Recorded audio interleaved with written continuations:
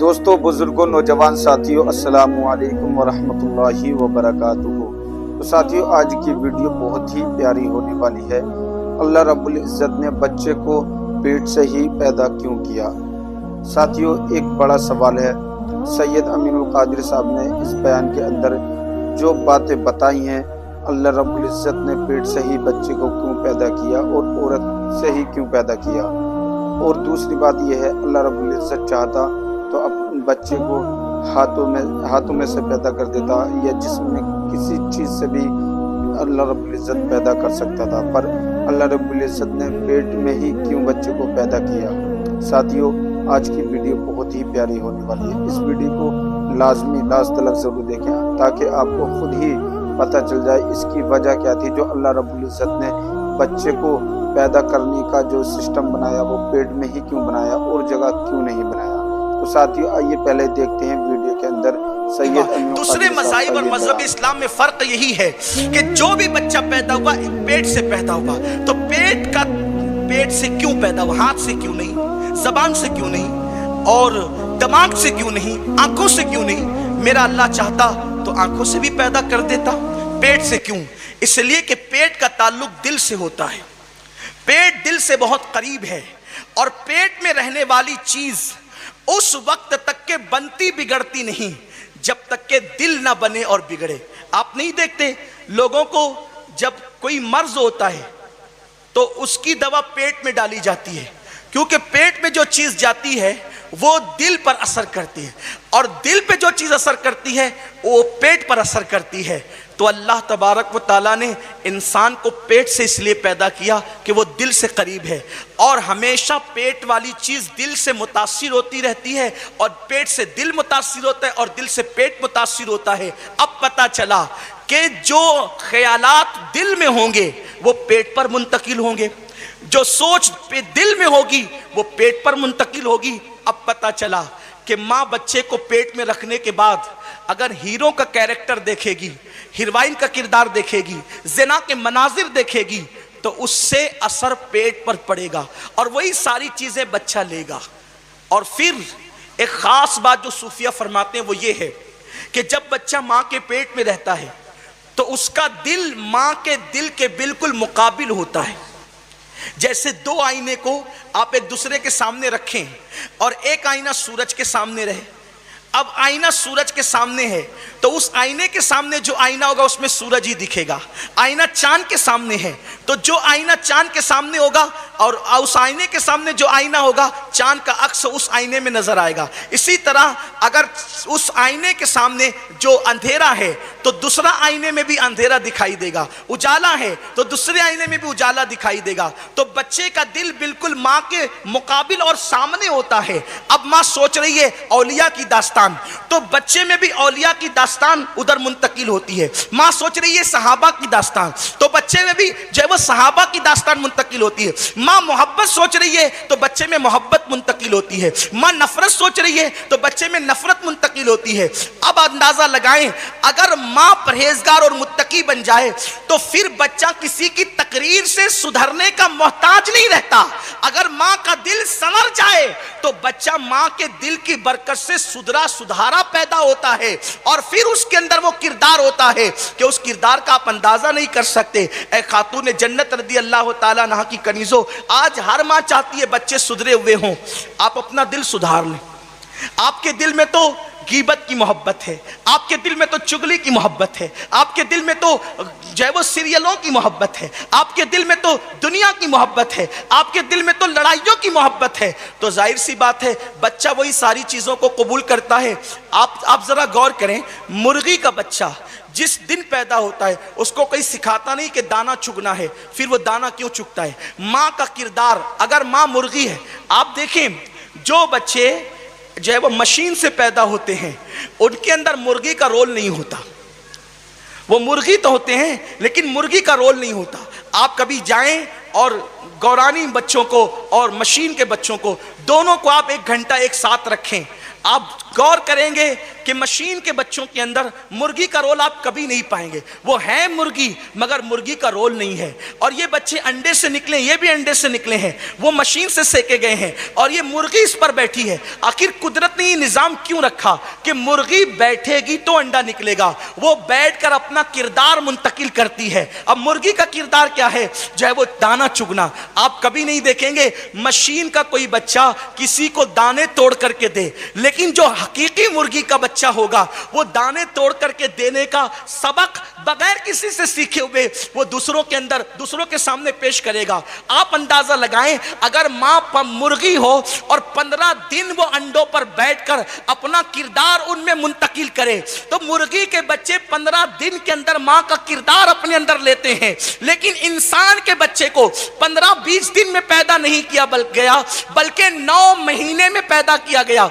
और 9 महीने इसलिए पेट में रखा गया कि इंसान की उम्र ज्यादा थी, इंसान को किरदार की जरूरत ज्यादा थी, इंसान को अखलाक की जरूरत ज्यादा थी, इंसान को सीरत की जरूरत ज्यादा थी, इंसान को जो है वो तदब्बुर की जरूरत ज्यादा थी, इंसान को तफक्कुर की जरूरत ज्यादा थी। 15 दिन के अंदर कोई जरूरी नहीं है कि इंसान सारे मराहिल से गुजरता हो। 15 दिन में जरूरी नहीं है कि इंसान सफर भी करता हो। 15 दिन में जरूरी नहीं है कि इंसान जो है वो हर किस्म की डिश खाता हो। अल्लाह ने इतने दिन तक के बच्चे को मां के पेट में रखा कि बच्चा सफर का अंदाज भी देख ले, बच्चा रातें भी देख ले, बच्चा दिन भी देख ले, बच्चा खुशियां भी देख ले, बच्चा गम भी देख ले। अब एक मां का अंदाज गमों में क्या है वो बच्चा मां के पेट में देखता है। इसीलिए कुछ लोगों को आप देखेंगे, जो माएं हिम्मत वाली होती है उनके बच्चे भी हिम्मत वाले होते हैं। हिम्मत सीखने के लिए कहीं जाना नहीं पड़ता, हिम्मत इंसान मां से सीखता और मां के पेट में सीखता है। यही वजह तो है सैयदा फातिमतुज़ ज़हरा अपने वालिद की शागिर्दा थी और वो माहिर नफ्सियात थी।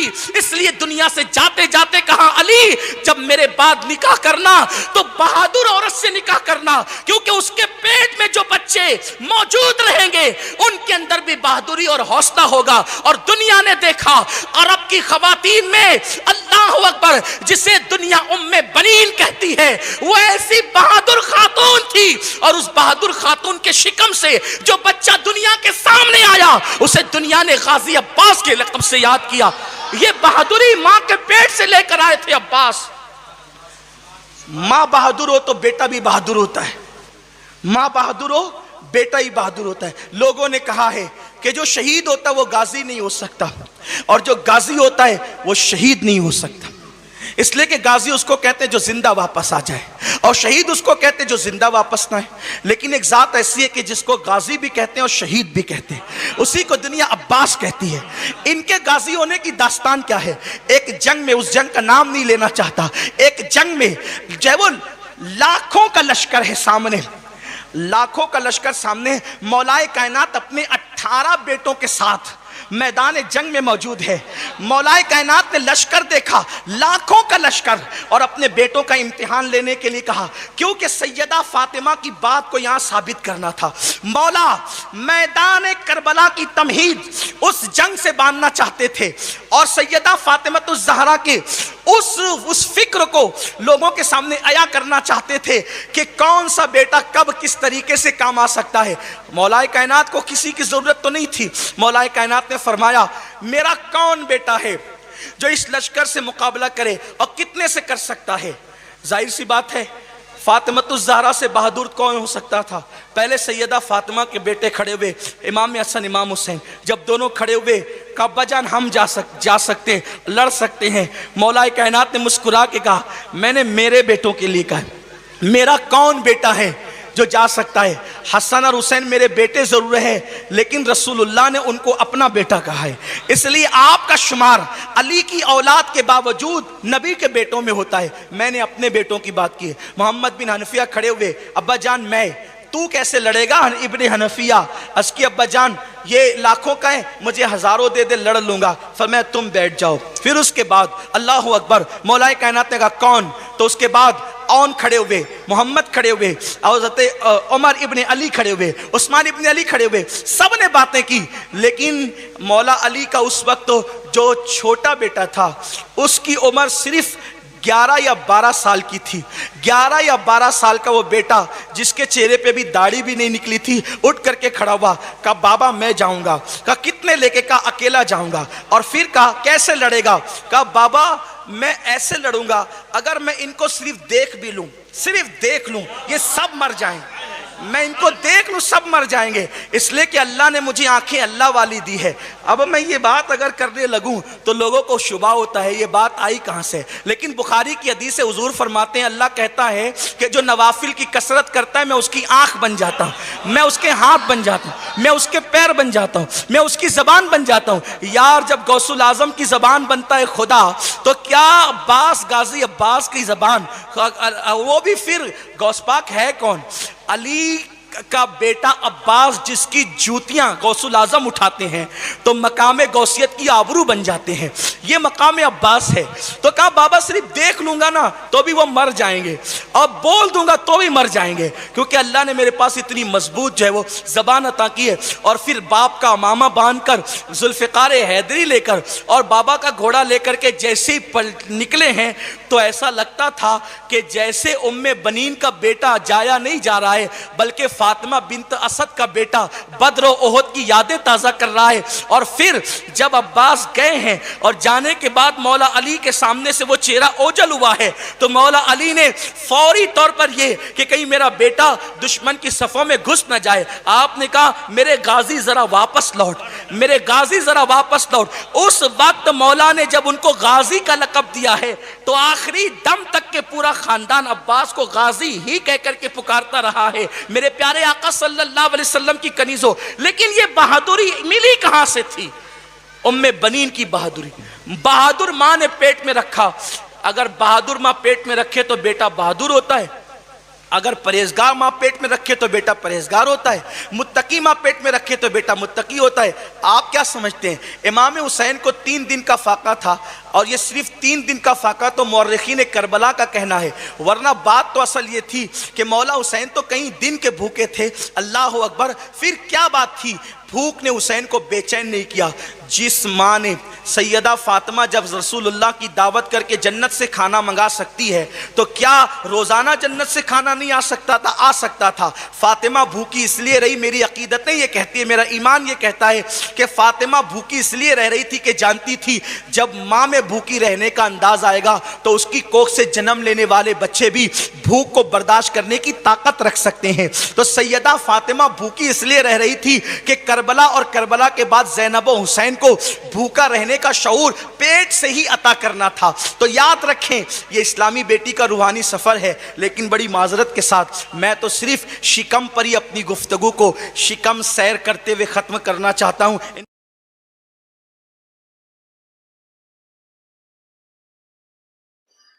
ساتھیوں ابھی آپ نے ویڈیو کے اندر دیکھا ہوگا اللہ رب العزت نے بچے کو ماں کے پیٹ سے ہی پیدا کیوں کیا. اللہ چاہتا تو جسم کے اندر کسی بھی جگہ سے پیدا کر سکتا تھا، ہاتھوں سے، منہ سے، کان سے، آنکھ سے. یہ ایک بڑا سوال تھا.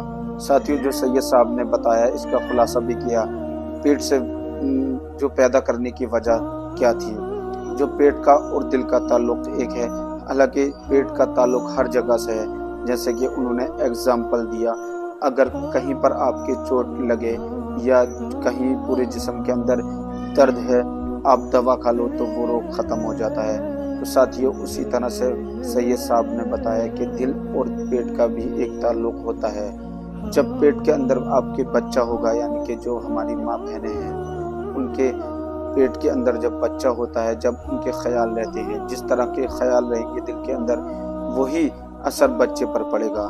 ساتھیوں اگر ماں جو ہے نمازی ہے، پرہیزگار ہے، اللہ کی عبادت کرتی ہے تو اس کا اثر جو پڑے گا وہ بچے پر پڑے گا. تو ہماری ماں بہنوں کو سمجھ کر چلنا ہوگا کس طرح سے اپنے بچوں کو پرورش دینی ہے. اگر پرورش دینی ہے تو پیٹ کے اندر کیسے دینی ہے. آپ کو اچھے خیال رکھنے ہوں گے تو آپ کا بچہ بھی دنیا میں آ کے اچھے کام کرے گا. اب اگر آپ یہ سوچو ہمارا بچہ اچھا ہو، نیک ہو، تو آپ کو سوچ سمجھ کر چلنا ہوگا. جب بچے کی ولادت سے پہلے آپ کو کس طرح سے چلنا ہے وہ آپ کو ڈیسائیڈ کرنا ہوگا. تو ساتھیوں آج کی میری ویڈیو کیسی لگی مجھے کمنٹ کر کے ضرور بتائیں. پھر ملتے ہیں نیکسٹ ویڈیو میں. اللہ حافظ.